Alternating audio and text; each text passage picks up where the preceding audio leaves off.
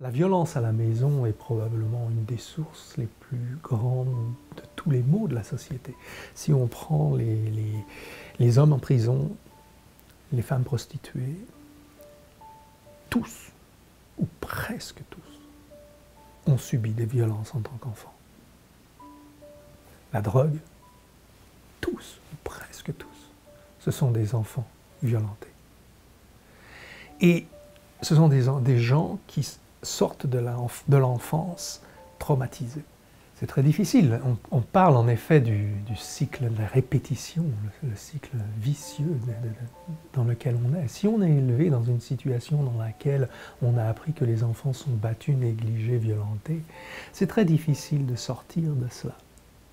C'est très difficile de ne pas tomber dans la même chose, surtout si on n'a pas de support.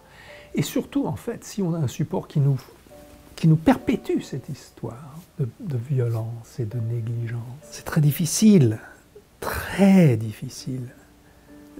d'avoir une attitude qui ne reflète pas cela avec son enfant.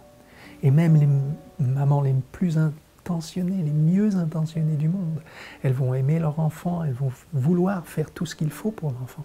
Mais c'est là, c'est le bagage. On ne peut pas en faire abstraction.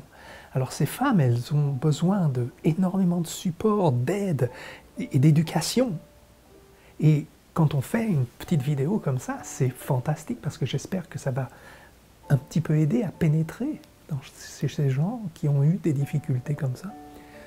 Arriver à leur faire voir qu'il y a d'autres moyens de s'occuper des enfants que de les s'occuper avec un mode de raisonnement agressif comparé à un mode de raisonnement coopératif. On est en collaboration et on n'est pas en opposition. On n'est pas contre l'enfant, on est avec l'enfant. Et ça, c'est difficile.